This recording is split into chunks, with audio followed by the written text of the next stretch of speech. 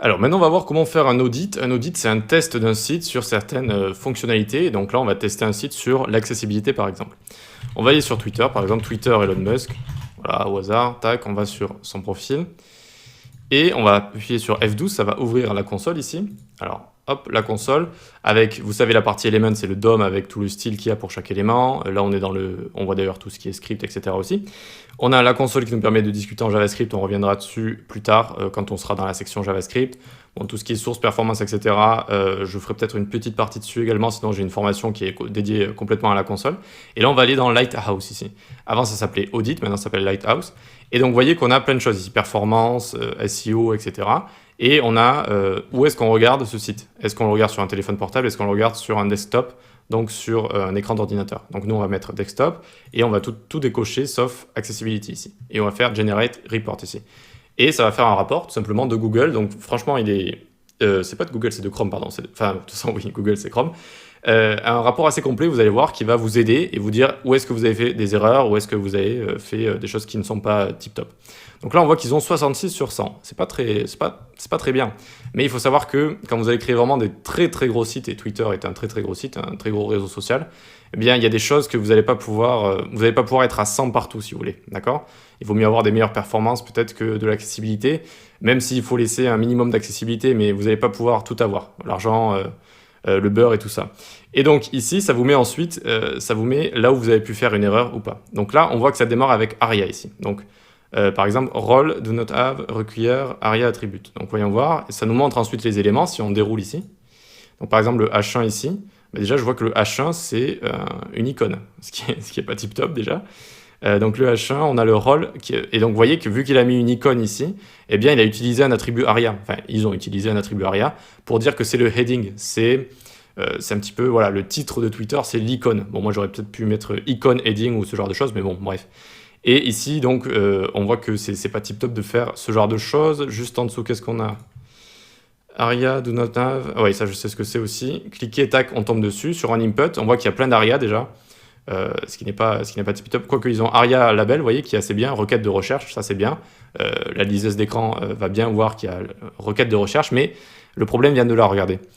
Dans les attributs ARIA, vous pouvez pas mettre n'importe quoi parce que ça va être lu déjà. Et là, regardez ce qu'il y a. Qu'est-ce qui se passe ici? Typehead focus, 0, 6, 4, 2, 4, 6, 7, 6, 5. Ça va faire ça en fait. Ça va faire ça le lecteur d'écran. Et donc, c'est mauvais en fait. Il faut mettre des mots, il faut mettre des. Et pas une suite de chiffres comme ça. Une suite de chiffres, c'est pas bon. Après, j'imagine que si on fait ça pour quelque chose, c'est peut-être une animation, peut-être. Je ne saurais pas vous dire comme ça. Ça a l'air d'être une animation Typehead focus comme ça. Mais voilà. Encore une fois, je ne leur jette pas la pierre quand vous faites des sites énormes comme ça. Vous ne pouvez pas être parfait partout en fait. Vous ne pouvez pas être parfait partout. Donc descendons, qu'est-ce qui se passe ici? Name and labels. Alors button et link, il faut essayer dans la mesure du possible à tout le temps avoir un texte à l'intérieur qui veut dire quelque chose. Par exemple, regardez, se connecter c'est bien, s'inscrire c'est bien. Mais ici, voilà, c'est le bouton qui est à côté là. Le bouton qui est à côté, les trois petits points, ça sert à ouvrir, je sais pas, des paramètres ou un menu. Voilà. Et vous ne pouvez pas écrire à l'intérieur du texte en fait. Vous ne pouvez pas dire ce bouton sert à ouvrir un menu ou ouvrir un menu. C'est juste une icône ici. D'accord? Donc on ne peut pas mettre du texte. Et donc, hop, vous voyez qu'ici, ils l'ont même fait sous forme de div ici. Ils auraient pu mettre par exemple un button au lieu de cette div. Ils auraient pu mettre un button, ça aurait quand même été un petit peu mieux. Et puis mettre un role qu'ils ont mis ici, très bien. Et ils ont mis un role, et ils ont mis le tab index aussi. On sait ce que c'est, ça permet de rendre la div navigable. D'accord? Donc on sait ce que c'est aussi. Par contre, ils n'ont pas mis de data, de ARIA label, ils n'ont pas mis de ARIA label. Moi, j'aurais peut-être mis un ARIA label histoire de dire que ça sert à ouvrir les paramètres, juste ouvrir les paramètres. Vous voyez, ce genre de choses. On continue. Donc, bouton, link, voyons voir. Donc, on clique ici pour voir. Alors, c'est l'image ici, regardez. C'est l'image de Elon Musk, là.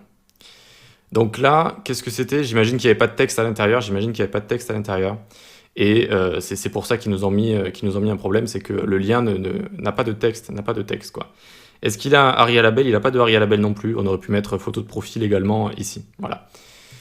Descendons. Alors, on a fait le tour ou pas? Ah, j'ai l'impression que ma console me lâche. Ah non, c'est bon. On descend.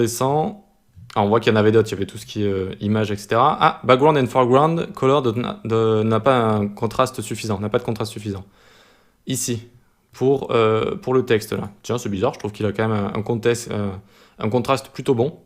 Mais bon, pourquoi pas. Peut-être changer les couleurs ici de contraste. Ensuite, qu'est-ce qu'on peut avoir? Qu'est-ce qu'on peut avoir? Best practice. Qu'est-ce que c'est ça? Metaname viewport. Donc ça c'est pour tout ce qui est metaname. On en parlera un petit peu plus tard quand on sera une petite partie pour le SEO. Donc on voit que c'est bien ce Lighthouse ici qui permet de faire des audits. C'est sympa, ça permet vraiment si vous avez fait des grosses erreurs de vous le montrer. Mais encore une fois, on ne peut pas tout avoir et surtout plus un site est conséquent, plus c'est difficile de vraiment tout cocher, quoi, cocher toutes les bonnes cases si on veut. Voilà. Donc c'est utile pour l'accessibilité, mais pas que, hein, je vous l'ai montré. Ici, tac, tac, tac, on peut clear all, voilà. Et vous pouvez faire les performances SEO, etc. Ça peut être vraiment sympa d'avoir tout ça à la fois.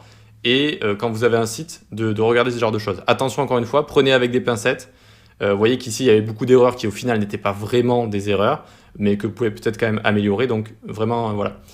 Oula, 32 de performance, c'est vraiment pas bon. C'est vraiment pas bon, 32 de performance. Et 91 de SEO, ça par contre c'est très bon. SEO c'est le Search Engine Optimizer, c'est ce qui vous permet d'arriver en haut des résultats de recherche. Voilà, donc ça vous dit par exemple la lenteur de tout ça, les performances, etc. Ah mais oui, parce que je pense que c'est parce que je suis en train de record mon écran, c'est pour ça que ça va peut-être un petit peu...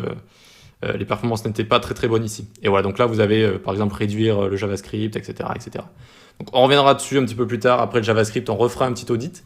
Et voilà, pour l'instant, on en a fini avec la partie accessibilité. Donc on va passer à un petit exercice où je vais faire exprès de coder un petit peu quelques éléments, en faisant exprès de faire des petites erreurs un petit peu partout, pour que vous essayiez d'avoir l'œil un petit peu de ce qui est bien, ce qui est pas bien, et essayer de repérer les mauvaises manières du code que je vais vous présenter. Et ensuite, on repassera ça en vue tous ensemble.